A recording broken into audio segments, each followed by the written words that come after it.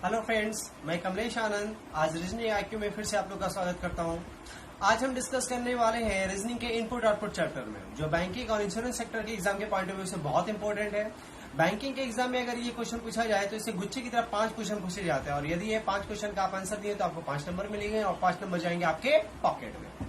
तो input output को किसी किसी किताब में मशीन इनपुट भी कहा जाता है, क्योंकि ये मशीन के कुछ कंडीशंस को रिप्रेजेंट करता है। जैसे कि हम लोग मशीन में इनपुट देते तब वो हमें आउटपुट देता है, सिमिलरली इसे इनपुट आउटपुट कहा जाता है। तो चलिए स्टार्ट करते हैं इनपुट। फ्रेंड्स, इनपुट आउटपुट में बेसिकली आप लोग को दो फॉर्मेट का क्वेश्चन एग्जाम में पूछा जाता है। पहला अरेंजमेंट और दूसरा शिफ्टिंग।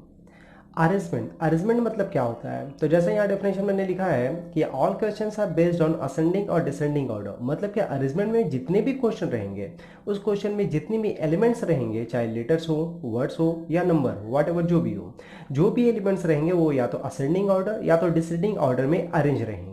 क्लियर है? तो ये हमारा अरेंजमेंट रहेगा। शिफ्टिंग में क्या रहेगा दोस्तों कि all questions are based on interchanging position of elements. मतलब कि उस शिफ्टिंग वाले केस में जितने भी क्वेश्चन रहेंगे, सभी क्वेश्चन में जितने भी एलिमेंट्स रहेंगे, चाहे लेटर हो, वर्ड हो या नंबर हो, व्हाटएवर जो भी हो, जितने भी एलिमेंट रहेंगे, सभी एलिमेंट आपस में अपने पोजीशन को इंटरचेंज करेंगे, उसी बेसिस पे ये अप्लाई करेगा। मतलब कि किसी पोजीशन का एलिमेंट किसी और पोजीशन के एलिमेंट के पास जाएगा, और उस जिस पोजीशन के एलिमेंट के पास जाएगा वो पोजीशन के एलिमेंट किसी और पोजीशन के एलिमेंट के पास चला जाएगा, वो पोजीशन के एलिमेंट किसी और पोजीशन के पास एलिमेंट के पास चला जाएगा। इस तरह से ये इंटरचेंज का पोजीशन चलता रहेगा। तो ये कंडीशन होता है शिफ्टिंग में। तो अरेंजमेंट में क्या होगा? असेंडिंग और डिसेंडिंग ऑर्डर होगा। शिफ्टिंग में इंटरचेंजिंग पोजीशन ऑफ एलिमेंट, मतलब कि पोजीशन अपना चेंज होता रहेगा। तो हम कैसे डिटरमाइन करेंगे कि एग्जाम में जो क्वेश्चन पूछा जा रहा है वो अरेंजमेंट बेस्ड का है या शिफ्टिंग का? तो ये ध्यान दीजिएगा, यदि वो अरेंजमेंट बेस्ड का क्वेश्चन रहेगा तो एक पर्टिकुलर इनपुट के बाद, इनपुट और आउटपुट के बाद, मतलब कि एक इनपुट देगा, उसके बाद कुछ स्टेप दिए जाएंगे, वही स्टेप उसका आउटपुट कहलाता है। तो उस आउटपुट के बाद लिख दिया जाएगा दिस इज द फाइनल या लास्ट स्टेप। यदि फाइनल स्टेप या लास्ट स्टेप लिखा गया है तो तुरंत डिटरमाइन हो जाइए कि फाइनल स्टेप लिखा गया है, इसका मतलब वो अरेंजमेंट है। और यदि वो अरेंजमेंट है तो उसे असेंडिंग या डिसेंडिंग ऑर्डर के कंडीशन में इंप्लीमेंट किया गया होगा। लेकिन यदि वो शिफ्टिंग का केस है तो शिफ्टिंग के केस में इनपुट और आउटपुट के बाद लिख दिया जाएगा and so on. And so on मतलब यह क्रिया आगे भी चलता रहेगा। तो अगर एंड सो ऑन लिखा जा रहा है तो तुरंत डिटरमाइन हो जाइए वो कंडीशन है शिफ्टिंग का। और यदि वो कंडीशन है शिफ्टिंग का तो शिफ्टिंग के केस में इंटरचेंजिंग पोजीशन ऑफ एलिमेंट्स के अकॉर्डिंग ये कंडीशन अप्लाई करेगा। मतलब लास्ट स्टेप लिखा गया तो अरेंजमेंट है तो असेंडिंग या डिसेंडिंग का कंडीशन है। एंड सो ऑन है तो शिफ्टिंग है, और शिफ्टिंग है तो इंटरचेंजिंग पोजीशन ऑफ एलिमेंट का कंडीशन है।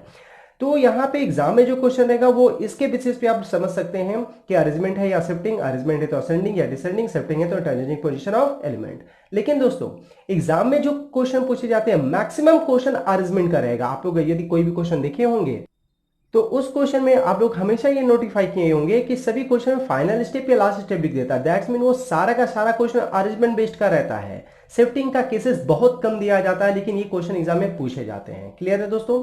तो ये डिटरमाइन करना है कि अरेंजमेंट है या शिफ्टिंग।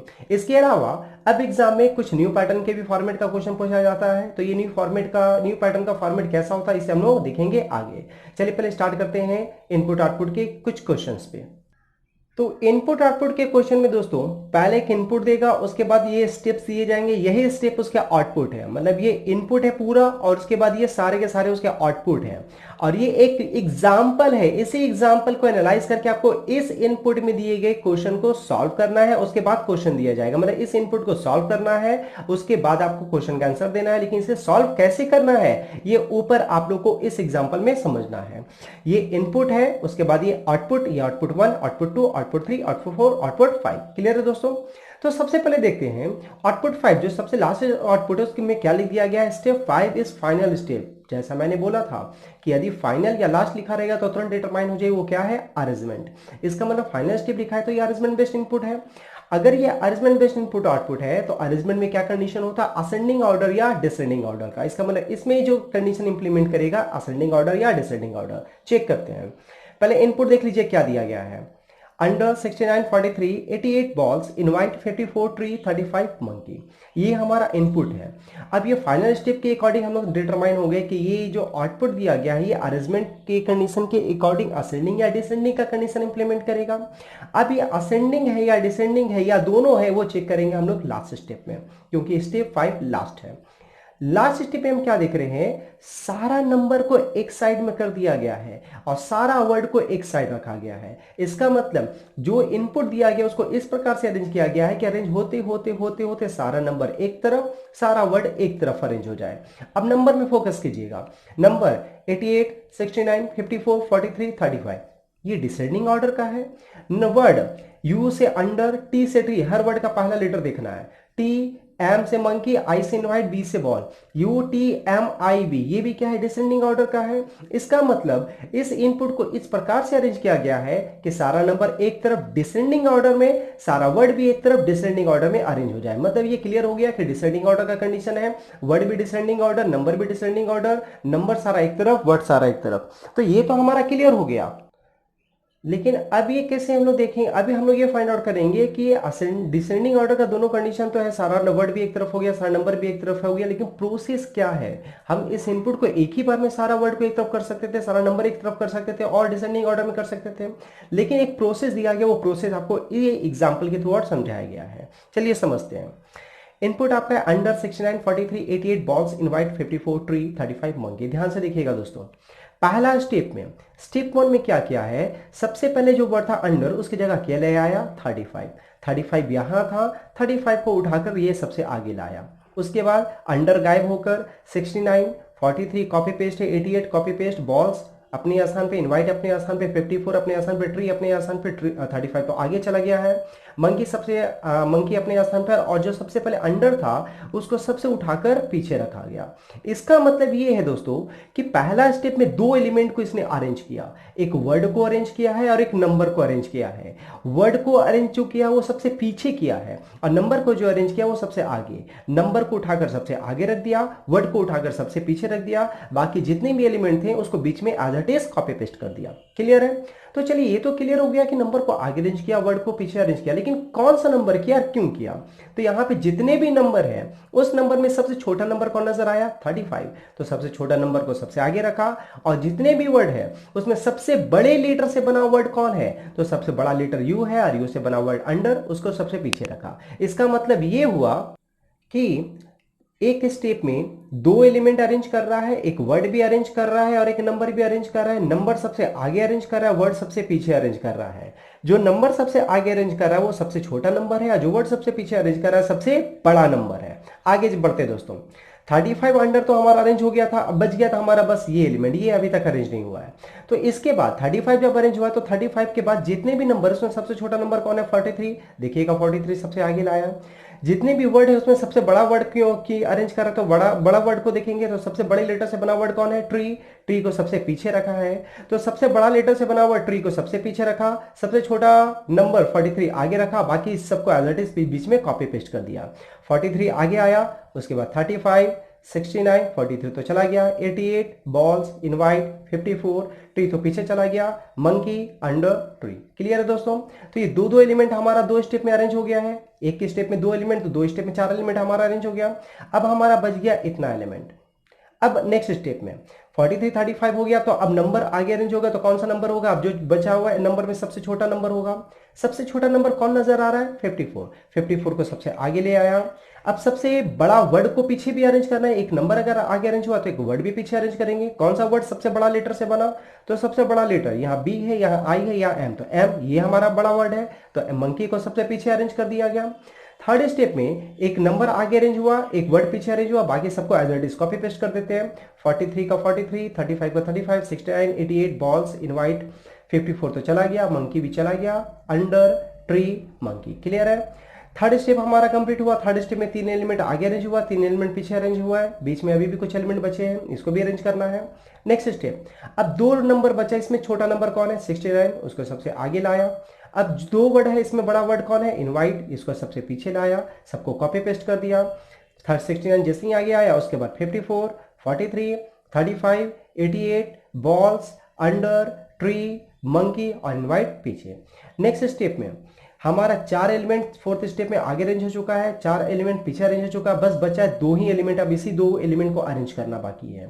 तो नेक्स्ट स्टेप में 88 को सबसे आगे लाया, बॉल्स को सबसे पीछे लाया, सबको कॉपी पेस्ट कर दिया। 35, 88 बॉल चला गया है, under tree monkey invite ball सबसे पीछे गया और ये अरेंज हो गया।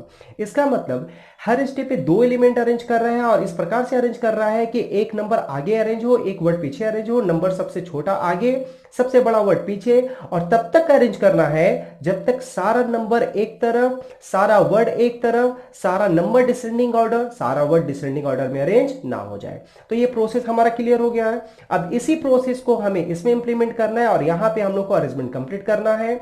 यहां पे ध्यान दीजिएगा 5 स्टेप में इसने अरेंजमेंट किया, ये जरूरी नहीं है कि ये भी 5 स्टेप में लगेगा, जितना स्टेप लगेगा उतना स्टेप आपको लेना होगा। तो हर स्टेप में 2 एलिमेंट अरेंज करना है और तब तक अरेंज करना है जब तक वर्ड एक तरफ, नंबर एक तरफ और दोनों डिसेंडिंग ऑर्डर में अरेंज ना हो जाए। अब इसको अरेंज करने के बाद कुछ क्वेश्चन देंगे, उसे सॉल्व करते हैं। तो चलिए पहले इसे अरेंज करते हैं।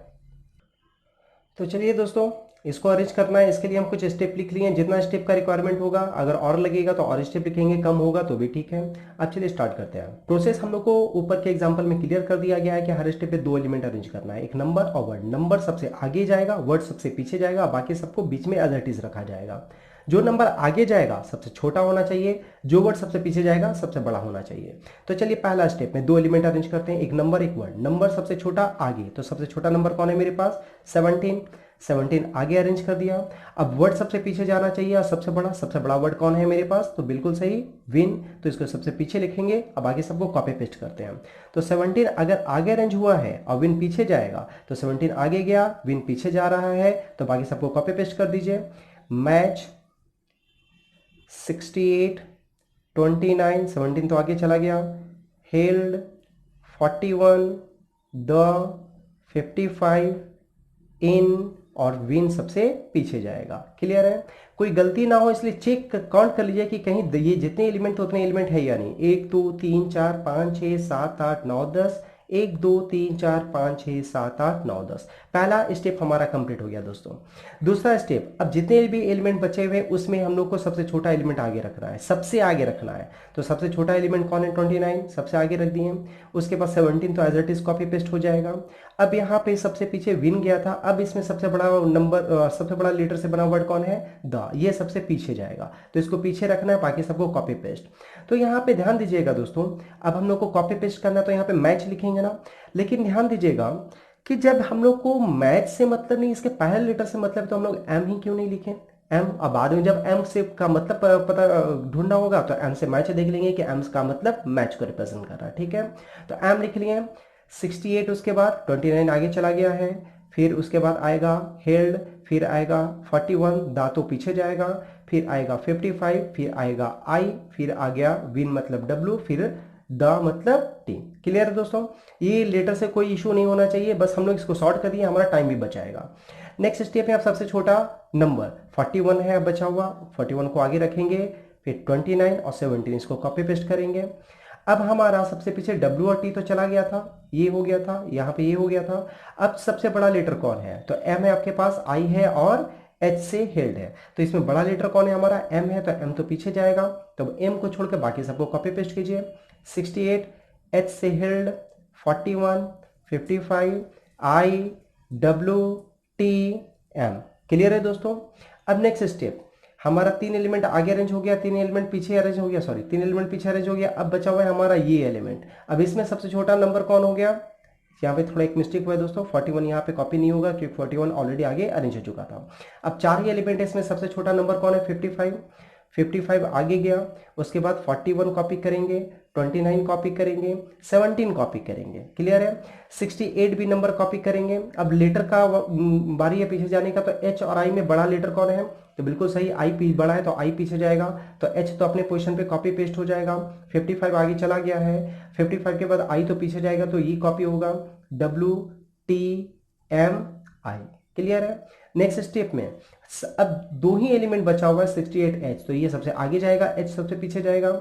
68 आगे चला गया, उसके बाद कॉपी करेंगे 55, फिर कॉपी होगा 41, फिर कॉपी होगा 29, फिर कॉपी होगा 17, ये आगे चला गया, ये पीछे चला गया, तो बचा कौन?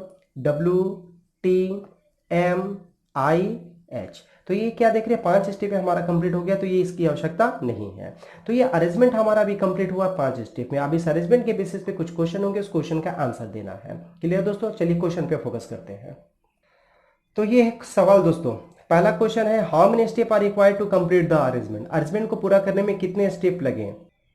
तो जैसा भी हम लोगों ने अरेंजमेंट कंप्लीट किया उसमें हम लोगों ने देखा कि कितने स्टेप में हमारा अरेंजमेंट कंप्लीट हो गया था। तो हमारा अरेंजमेंट कितने स्टेप में कंप्लीट हो गया था दोस्तों, 5 स्टेप में हमारा अरेंजमेंट कंप्लीट हो गया था। मतलब इस सवाल जो पूछा गया है कि व्यवस्था को पूरा करने में कितने चरण लगेंगे, तो कितने चरण लगेंगे, 5 चरण लगेंगे। आंसर 5, जिस ऑप्शन में 5 रहेगा आपको उसको आंसर मार्कआउट कर देना है। Question 2, what will be the second step, दूसरा चरण क्या होगा, सेकेंड स्टेप क्या होगा। तो चलिए देखते हैं सेकेंड स्टेप क्या होगा। तो हमारा सेकेंड स्टेप यहां दिख रहा है दोस्तों 29 17 M 68 हेल्ड 41 55 IWT। ये पूरा का पूरा आपको लिखना है, जिस ऑप्शन में ये पूरा का पूरा लिखा रहेगा। पूरा का पूरा मतलब 29 17 M से मैथ, 68 हेल्ड 41 55 I से था हमारा इन, W से था विन और T से था द। तो ये पूरा का पूरा आपको लिखना होगा, यही हमारा आंसर हो गया। स्टेप 2 हमारा यही है, ये पूरा का पूरा इसी सीक्वेंस में दोस्तों। क्लियर है, 2 सवाल का जवाब हो गया। तीसरा सवाल है चरण 3 में दाएं से 7वां तत्व क्या होगा। विच element is 7 from right in step 3, मतलब कौन सा स्टेप का क्वेश्चन है, 3rd स्टेप का। और 3rd स्टेप में राइट से 7th एलिमेंट, राइट से 7th एलिमेंट हमारा आंसर होगा। तो चलिए 3rd स्टेप पहले देखते हैं। तो ये हमारा 3rd स्टेप है दोस्तों, और 3rd स्टेप पूछा गया था राइट से 7। तो राइट साइड तो हमारा ये है, राइट से ये पहला है, ये दूसरा, ये तीसरा, ये चौथा, ये 5वां, ये 6ठा और ये 7वां। कौन सा एलिमेंट हमें मिला, 68। दैट्स मीन हमारा आंसर हो जाएगा 68। क्लियर है दोस्तों।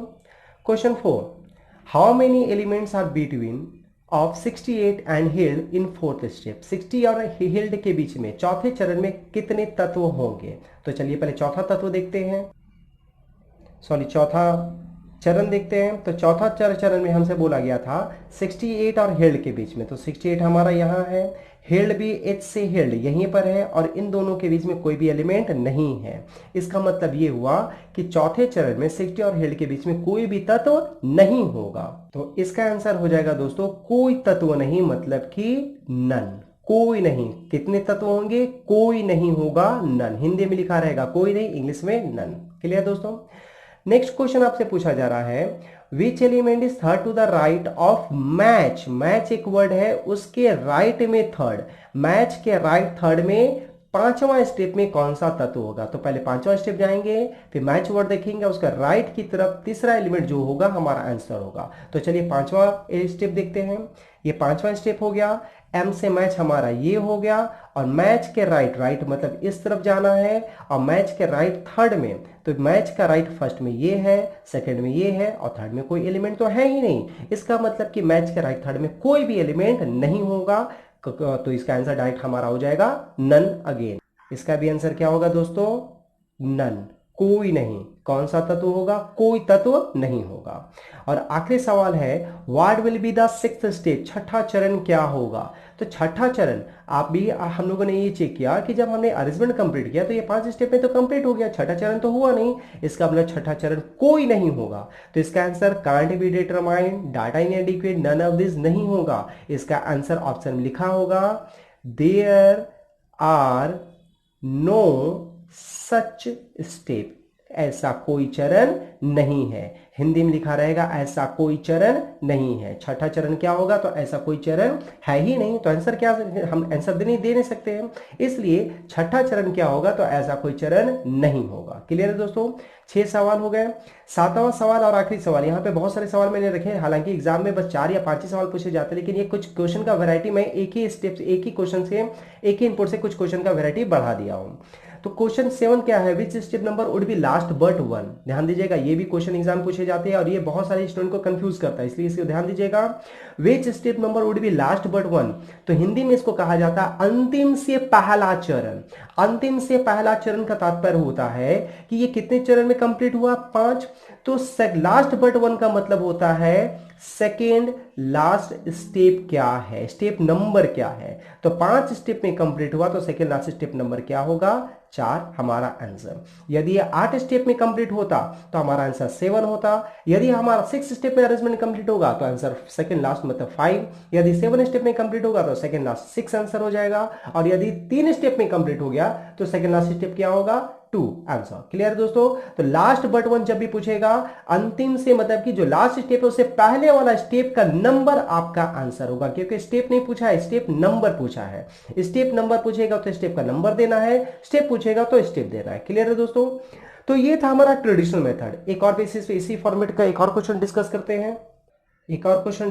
दोस्तों, यहाँ पे इनपुट दिखेगा, ये इनपुट है, उसका आउटपुट दिया गया, पांच आउटपुट दिया गया। इस पांच आउटपुट के बेसिस पे इसको एनालाइज करते हुए कैसे अरेंज हुआ है, क्या प्रोसेस है, उसी के बेसिस पे आगे क्वेश्चन को सॉल्व करना है। तो ध्यान दीजिए, सबसे पहले हम लोग क्या चेक करते हैं कि क्या लिखा हुआ है। लास्ट स्टेप लिखा हुआ है तो ये डिटरमाइन हो जाए ये अरेंजमेंट बेस्ड है। अगर ये अरेंजमेंट बेस्ड है तो ये डिटरमाइन हो जाइए कि असेंडिंग या डिसेंडिंग होगा। तो चेक करते हैं असेंडिंग है या डिसेंडिंग। सारा नंबर एक तरफ है और सारा नंबर ध्यान देखिएगा 10, 26, 41, 65, 97, मतलब सारा नंबर असेंडिंग ऑर्डर है। Word sprain, noble, early, death, ankle, SNEDA, ये डिसेंडिंग ऑर्डर। मतलब यहां पे जो कंडीशन दिया गया है, ये सारे नंबर को इस प्रकार से इस इनपुट को अरेंज किया गया है कि सारा नंबर एक तरफ हो जाए, सारा वर्ड एक तरफ हो जाए और सारा नंबर असेंडिंग ऑर्डर, लेकिन सारा वर्ड डिसेंडिंग ऑर्डर है। दोस्तों अभी जो क्वेश्चन हमने डिस्कस किया था उसमें सारा नंबर भी डिसेंडिंग था, वर्ड भी डिसेंडिंग था, लेकिन यहाँ नंबर असेंडिंग है, वर्ड डिसेंडिंग। तो ये आप लोग को समझना होगा कि क्या कंडीशन क्या है, असेंडिंग या डिसेंडिंग का, या दोनों का। तो यहाँ दोनों कंडीशन है, नंबर को असेंडिंग, वर्ड को डिसेंडिंग। अब प्रोसेस समझते हैं। पहला स्टेप में सबसे बड़ा नंबर आगे रखा है और सबसे पीछे सबसे बड़ा वर्ड, लेटर से बना वर्ड भी रखा है। इसका मतलब पहला स्टेप में दो एलिमेंट अरेंज करेंगे, एक नंबर और एक वर्ड। सबसे बड़ा नंबर आगे, सबसे बड़ा वर्ड पीछे। उसके बाद सबको कॉपी पेस्ट करते जाना है। 41 स्प्रिंग चला गया, 10 अर्ली, 97 भी चला गया, नोबल 26, 65 एंकल, डेथ। क्लियर है? नेक्स्ट स्टेप 97 शिफ्ट किया, स्प्रेन भी शिफ्ट किया और जितने भी एलिमेंट थे उसमें सबसे बड़ा नंबर कौन है, 65 सबसे आगे ले आया। क्लियर है? अब जितने भी वर्ड थे उसमें सबसे बड़ा वर्ड कौन था, नोबेल, उसको सबसे पीछे ले आया। क्लियर है? बाकी सबको शिफ्ट करके सेकंड स्टेप हमारा कंप्लीट कर दिया। थर्ड स्टेप, यहां पर अब जितने भी एलिमेंट बचे हुए थे, क्योंकि दो स्टेप में दो एलिमेंट अरेंज हो गया था, अब बचा हुआ था हमारा ये एलिमेंट। इसमें सबसे बड़ा नंबर कौन है, 41 सबसे आगे गया। सबसे बड़ा वर्ड कौन है, अर्ली, सबसे पीछे गया। सबको बीच में शिफ्ट करके अरेंज कर दिया। तो थर्ड स्टेप में 41, 65, 97 अरेंज हुआ, पीछे स्प्रेन, नोबेल और अर्ली अरेंज हुआ, बीच में ये एलिमेंट बच गए। नेक्स्ट स्टेप में डेथ, सबसे बड़ा नंबर 26 आगे अरेंज होगा, सबसे बड़ा वर्ड डेथ सबसे पीछे अरेंज होगा, सबको कॉपी पेस्ट कर देगा और ये प्रोसेस आगे लाया। तो यहाँ पे सभी स्टेप को चेक करने का जरूरत नहीं है दोस्तों, बस दो स्टेप में आप क्लैरिफाई हो जाते हैं। दो स्टेप आपको बता दिया है, पहला दूसरा स्टेप भी हमने चेक किया, तो ये क्लियर हो गया कि हर स्टेप में दो एलिमेंट अरेंज करेंगे, एक नंबर को, एक वर्ड को। नंबर सबसे आगे, वर्ड सबसे पीछे। जो नंबर अरेंज होगा सबसे बड़ा, जो वर्ड अरेंज होगा सबसे बड़ा। उसके बाद सेकंड स्टेप में उसके शिफ्ट करके उसके पोजीशन पे जो बच गया उसमें सबसे बड़ा नंबर, और पीछे जो वर्ड है उसको शिफ्ट करके उसके पोजीशन पे जो बच गया उसमें सबसे बड़ा नंबर, ये अरेंज करना। और कब तक अरेंज करना है, तब तक अरेंज करना है जब तक सारा नंबर एक तरफ असेंडिंग ऑर्डर, सारा वर्ड एक तरफ डिसेंडिंग ऑर्डर में अरेंज ना हो जाए। क्लियर है? प्रोसेस हमारा क्लियर हो गया दोस्तों, प्रोसेस हमारा क्लियर हो गया है। अब इस प्रोसेस के बेसिस पे इस सारे सवाल को जवाब देना है। लेकिन ये क्या, अभी जो हमने बोले क्वेश्चन डिस्कस किया था उसमें एक ही इनपुट था, उस इनपुट को सॉल्व करने के बाद जितने भी क्वेश्चन थे सबका जवाब देना था। लेकिन यहाँ पे पहला क्वेश्चन के लिए एक इनपुट है, दूसरा क्वेश्चन के लिए अलग इनपुट है, तीसरा क्वेश्चन के लिए अलग इनपुट है, हर क्वेश्चन के लिए अलग अलग इनपुट दिया गया है। तब यहाँ पे बताइए, एक क्वेश्चन के लिए अगर एक इनपुट है, इसको हम लोग traditional method step by step जो प्रोसेस था उसी के अकॉर्डिंग पूरा स्टेप बनाएंगे, फिर सॉल्व करेंगे, तब तो ये टाइम टेकिंग होगा और बहुत टाइम लग जाएगा जितने भी क्वेश्चन है सभी क्वेश्चन का आंसर देने में। इसलिए हम लोग यहाँ पर किसी भी इनपुट का ट्रेडिशनल मेथड पे स्टेप बाय स्टेप सॉल्व नहीं करेंगे। अब इसको ट्रिक के बेसिस पे डायरेक्ट क्वेश्चन का आंसर बनाएंगे। क्लियर है दोस्तों? तो ट्रिक कैसे इंप्लीमेंट होगा उस पर फोकस करते हैं। पहला क्वेश्चन इनपुट दिया गया हमारा omits 36 59 yard 41 elect train 12 lex 85।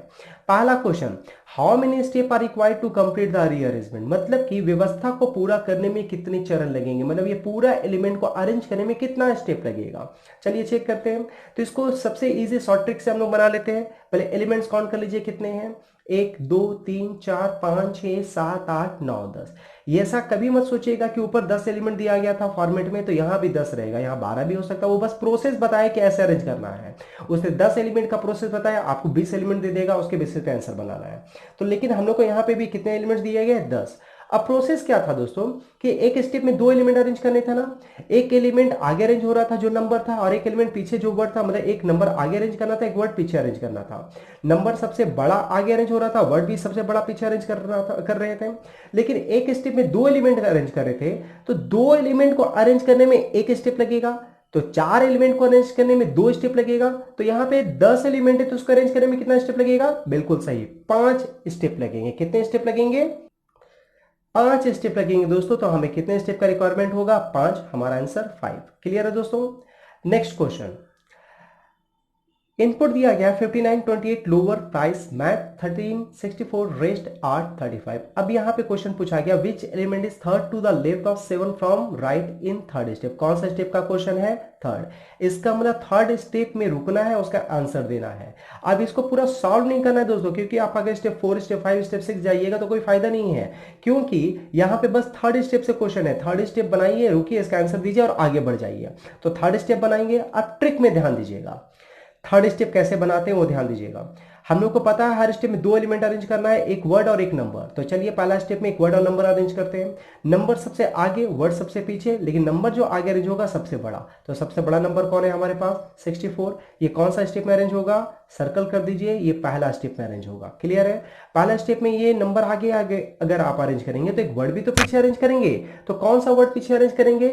सबसे बड़ा वर्ड आपको अरेंज करना है। तो सबसे बड़ा वर्ड यहाँ पे देखिए कौन सा है। तो एल से लोअर, पी से प्राइस, एम से मैच, आर से आर रेस्ट और ए से आर्ट। तो यहाँ पे सबसे बड़ा वर्ड कौन सा आपको नजर आ रहा है? रेस्ट। तो ये भी कौन सा स्टेप में अरेंज होगा? पहला ही स्टेप में अरेंज होगा। तो पहला स्टेप में ये नंबर आगे जाएगा, ये वर्ड पीछे जाएगा। तो ध्यान दीजिएगा, दोनों को 1 1 लिखिएगा तो कंफ्यूजन आएगा, इसलिए इसको 1 A कर दीजिए कि पहला स्टेप में ये 1 मतलब सबसे आगे अरेंज होना और 1 A मतलब सबसे पीछे अरेंज होना। क्लियर है दोस्तों? तो पहला स्टेप में एक नंबर आगे अरेंज हुआ और एक वर्ड पीछे अरेंज हुआ 1 A, और बीच में जो बच गया वो रह गया। ठीक है, मतलब बीच में जितने भी एलिमेंट ये बचे हुए वो तो बीच में जाएंगे, ये सबसे आगे जाएगा और ये सबसे पीछे जाएगा। तो बीच में तो ये सब बचेंगे ना, तो ये बीच में रहेगा। ये पहला स्टेप कंप्लीट हो गया। तो पहला स्टेप क्या हो गया? 1 मतलब 64। उसके बाद ये सबसे लास्ट में ना पढ़ेंगे तो 64 के बाद क्या क्या रह गया? 59, 28 लोअर प्राइस, मैच 13, ये हो गया, ये हो गया 8, 35, और इसके बाद सबसे लास्ट में कौन सा आएगा? रेस्ट। क्लियर है?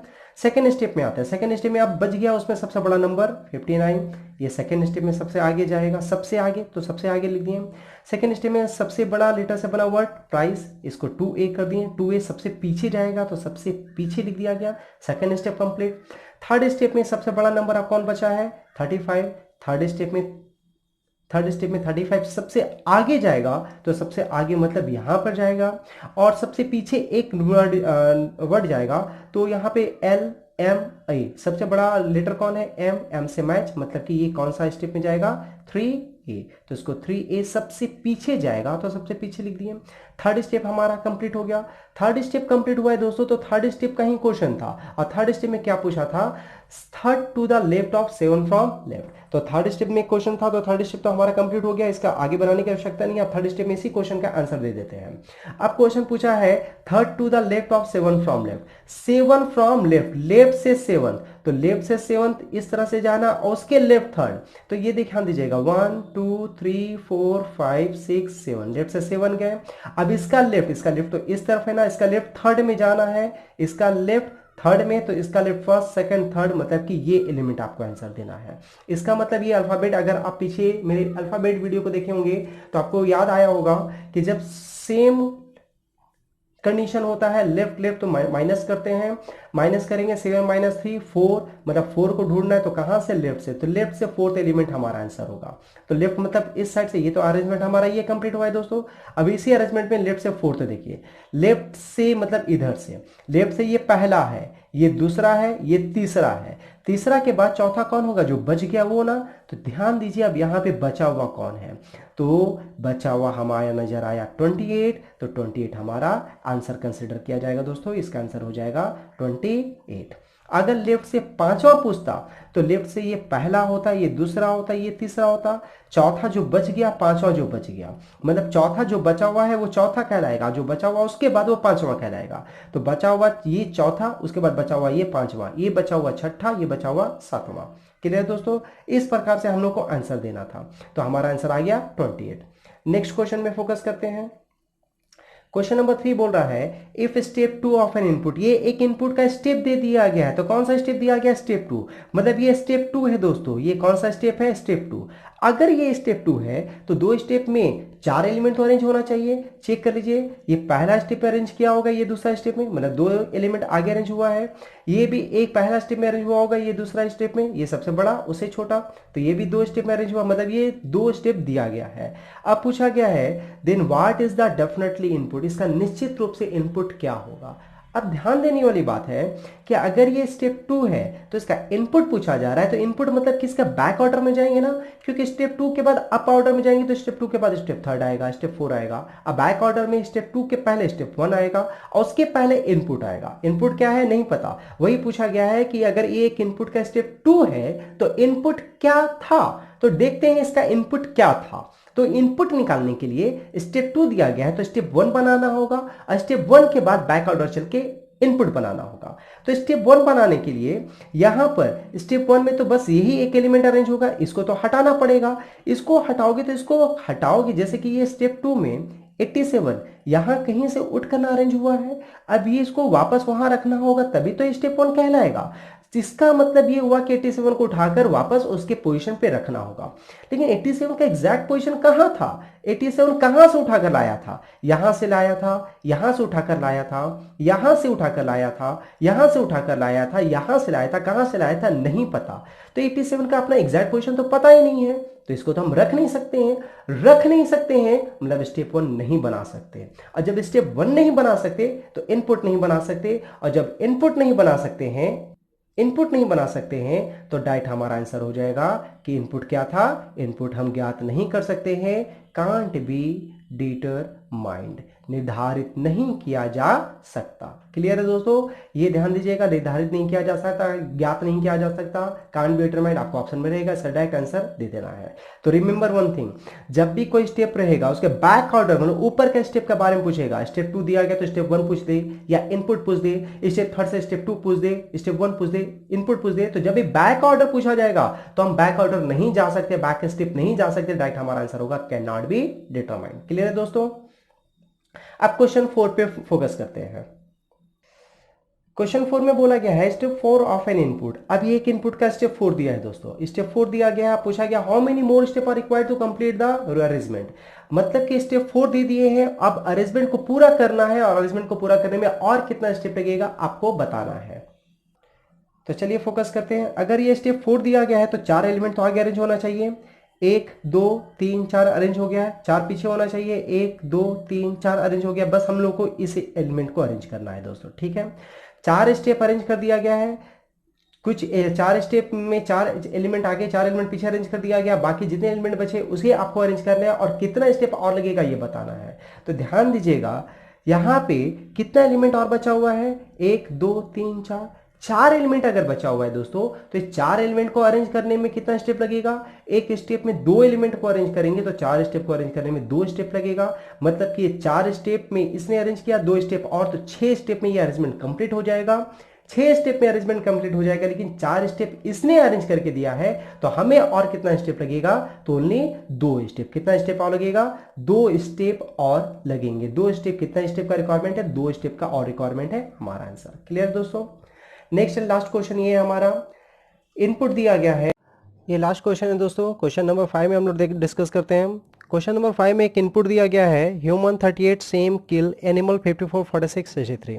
इसके बाद क्वेश्चन पूछा गया which step number would be the following output. ये बहुत सारे क्वेश्चन पूछे जाते हैं एग्जाम में दोस्तों। इस क्वेश्चन में ध्यान दीजिएगा कि एक इनपुट दे दिया जाएगा, उसके बाद एक आउटपुट दिया गया है ये, और आपको बताना है कि ये आउटपुट किस स्टेप का है। मतलब इस इनपुट को जब आप सॉल्व कीजिएगा तो इस इनपुट को सॉल्व करने के बाद स्टेप 1 बनेगा, स्टेप 2 बनेगा, स्टेप 3 बनेगा, स्टेप 4 बनेगा, व्हाटएवर और आगे भी स्टेप बनेंगे। तो आपको ये बताना है कि जब इसके स्टेप्स बनेंगे तो उसमें से कोई एक ऐसा स्टेप होगा जो इसी सीक्वेंस को रिप्रेजेंट करेगा, तो वो स्टेप कौन सा होगा, तो उसको चेक करते हैं। लेकिन इसको हम लोग डायरेक्ट ट्रिक में फोकस करेंगे दोस्तों। हम लोग को फॉर्मेट प्रोसेस ऊपर के बेसिस पे पता था कि हर स्टेप में 2 एलिमेंट अरेंज करना था, एक नंबर आगे अरेंज करना था, वर्ड पीछे अरेंज करना था। नंबर जो आगे अरेंज करना था वो सबसे बड़ा नंबर, मतलब कि पहला स्टेप में सबसे बड़ा नंबर आगे अरेंज होगा। तो चेक कीजिए इसमें सबसे बड़ा नंबर कौन है, 63, मतलब ये पहला स्टेप में अरेंज हुआ होगा। अब अगर ये पहला स्टेप में, तो इसके बाद जो बड़ा होगा वो दूसरा स्टेप में अरेंज होगा, तो ये दूसरा स्टेप में अरेंज हुआ होगा। उसी प्रकार से ये तीसरा स्टेप में, मतलब कि नंबर के अकॉर्डिंग हमें पता चल गया कि ये कौन सा स्टेप है, थर्ड स्टेप है। अब ये बताइए दोस्तों, थर्ड स्टेप में अगर 3 नंबर अरेंज होगा तो थर्ड स्टेप में 3 वर्ड भी तो अरेंज होगा। और 3 वर्ड कौन कौन सा, पहला स्टेप में सबसे बड़ा वर्ड अरेंज किया होगा, तो चेक कीजिए सबसे बड़ा वर्ड कौन है, शेम। ये कौन सा स्टेप अरेंज हुआ होगा, पहला स्टेप में। अब अगर ये पहला स्टेप में है तो इसके बाद जो सबसे बड़ा वर्ड होगा वो दूसरा स्टेप में, तो इसके बाद सबसे बड़ा वर्ड कौन है, ये दूसरा स्टेप में। लेकिन ये कैसे होगा कि ये पहला स्टेप, दूसरा स्टेप यहां, और उससे बाद ये सबसे बड़ा तीसरा स्टेप, ये होना तो प्रोसेस ये होना चाहिए ना कि 1A 2A 3A, मतलब शेम यहां होना चाहिए, उसके बाद किल होना चाहिए, और उसके बाद ह्यूमन होना चाहिए। मतलब कि यहां पे 3 स्टेप में 3 नंबर का प्रोसेस सीक्वेंस ऑफ ऑर्डर सही दिया गया, और इसको 3 स्टेप में अरेंज कर दिया। लेकिन 3 स्टेप में 3 वर्ड भी अरेंज होना चाहिए था, 3 वर्ड का अरेंजमेंट का सीक्वेंस ये होना चाहिए था जो ये सीक्वेंस को रिप्रेजेंट नहीं किया। इसका मतलब 3 नंबर तो अरेंज हो रहा है, 3 वर्ड अरेंज नहीं हो रहा, लेकिन ऐसा कभी नहीं होगा। अगर 1 नंबर अरेंज होगा तो 1 वर्ड भी अरेंज होगा, 2 नंबर अरेंज होगा तो 2 वर्ड भी अरेंज होगा, 3 नंबर अरेंज होगा तो 3 वर्ड भी अरेंज होगा। लेकिन यहाँ 3 नंबर अरेंज हुआ, 3 वर्ड अरेंज नहीं हुआ। मतलब ये प्रोसेस को, ये सीक्वेंस ऑफ ऑर्डर को रिप्रेजेंट नहीं किया। इसका मतलब ऐसा कभी हो ही नहीं सकता, ऐसा कोई स्टेप नहीं होगा। हमारा answer again, there are no such step, ऐसा कोई चरण नहीं होगा। क्लियर है दोस्तों?